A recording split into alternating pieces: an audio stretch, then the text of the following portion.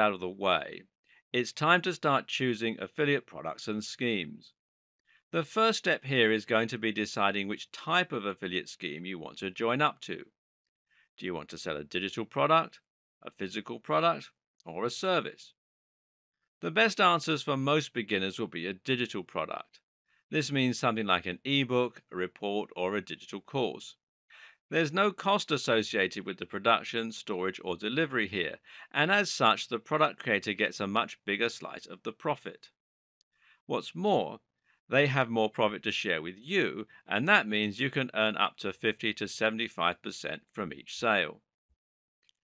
To find these products, you should look at an affiliate network such as JVZoo, which you can find here at jvzoo.com, ClickBank, which you can find here at clickbank.com, CJ Affiliate by Conversant. Now, this used to be called Commission Junction, and you can find out more at cj.com, and WSO Pro, which you can find here at warriorplus.com/WSO Pro.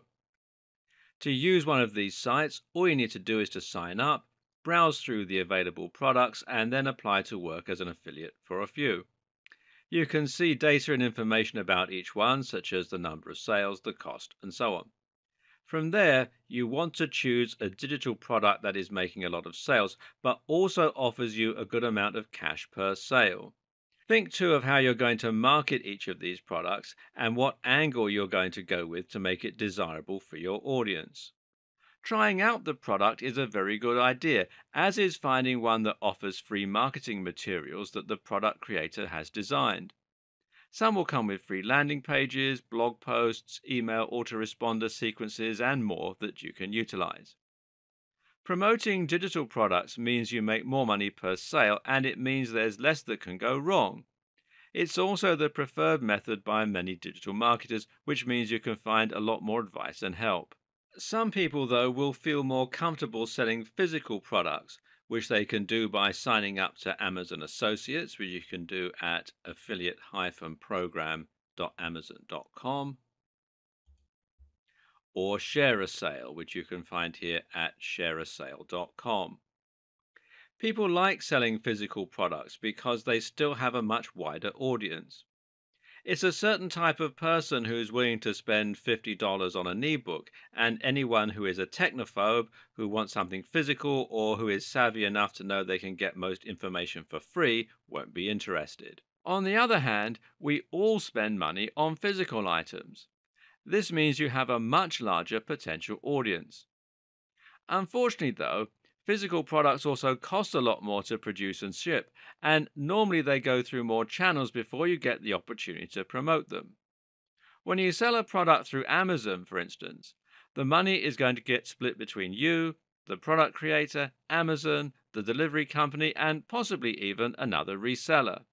As such, affiliates on Amazon tend to get as little as 4 to 8% per sale, as opposed to 50 to 75%. The products will also be cheaper and less geared towards getting digital sales. Why would someone click your link to buy a computer when they can just go to their local technology store? These are the considerations you'll need to take into account when you start trying to sell physical products rather than digital ones. Of course, there's nothing to stop you from selling both types of products, though then you do risk cannibalizing your own sales. Ultimately, it makes more sense to start with digital products because you can make a bigger earning from fewer sales.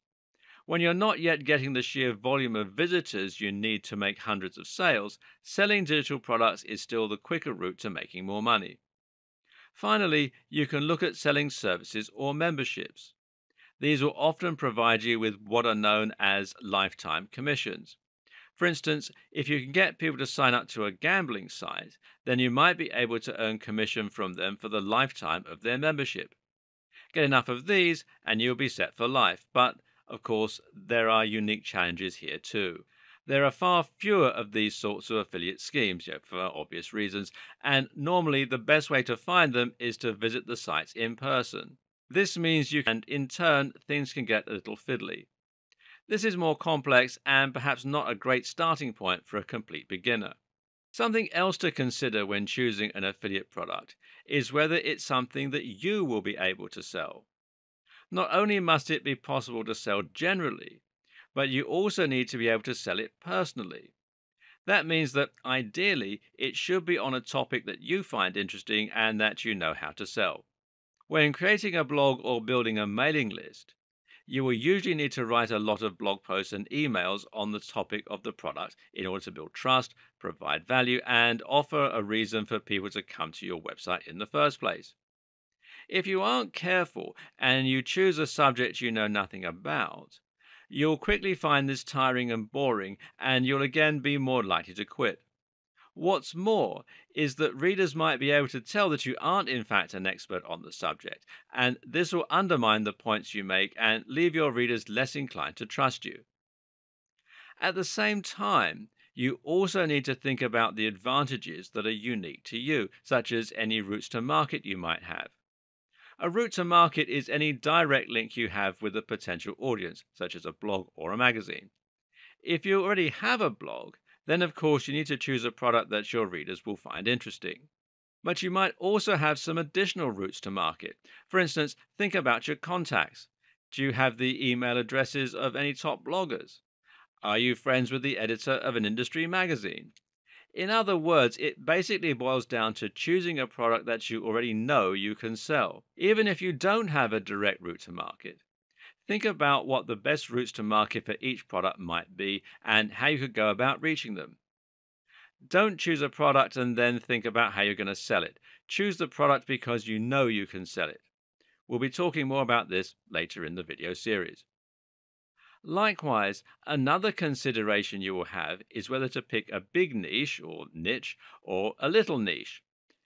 Of course, every internet marketer knows that your niche is your industry, which at the same time will dictate your subject matter.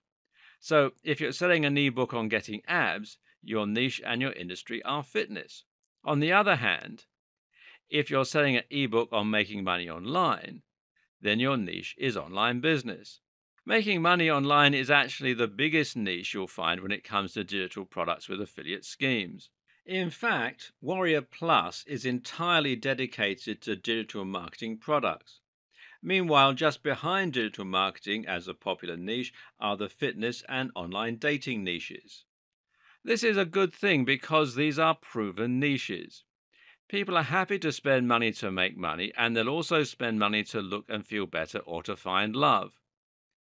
These are also subjects that appeal to everyone, so if you're looking for a product with a proven track record, it will likely be in these areas. But there's also a problem here. These areas are highly competitive and oversaturated for the same reasons. If you want to reach this audience, then you're going to need to spend more money on PPC advertising as you'll be bidding against more competitors. Likewise, if you want to create a blog, you'll be competing with a much larger number of other blogs for the top spot on Google and for readers. Conversely, if you create a blog on Super Meat Boy, then you'll be among maybe 2 or 3 other fan sites, and you'll find that you can quickly get seen by pretty much your entire audience. Likewise, you'll probably be able to advertise on Google or Facebook for these terms without spending much money. The same goes for writing about a specific job or profession. If you're selling an ebook on stage lighting techniques, then you'll find it much easier to reach those professionals without spending vast amounts of money. But at the same time, the products will also appeal to a much smaller market. This means that it won't take as long to saturate the market, and you likely won't make as many sales over the long term. The answer? Often the best strategy will be to start smaller and then build your way up to reach the bigger niches. Another option is to choose an affiliate product that aims at a smaller cross section of a much larger niche. For instance, fitness for the over 50s is a much smaller chunk of the larger fitness niche. The same goes for digital marketing for students. One more consideration, though, is who the target demographic is and specifically how much disposable income they have. In this regard, aiming at the over 50s makes more sense than aiming at students. Something you might be asking yourself at this point is why a digital product manufacturer would be willing to give away 75% of their profits. What's in it for them? To understand this, it's worth considering the power of scaling up. Sure, they're only making 25% per sale, But if they have 20 affiliates selling 100 copies of their item a day, they're still going to make far more than any of those individual affiliates. More importantly, they'll be able to earn much, much more than they would selling the product on their own. The more commission the affiliates offer, the more people will come on board versus other products, and that means they'll be able to continually scale up their profits. And anyway, they're probably still making money from their own marketing activities where they'll be making 100% per sale. The sales they get from you are all on top of their earnings.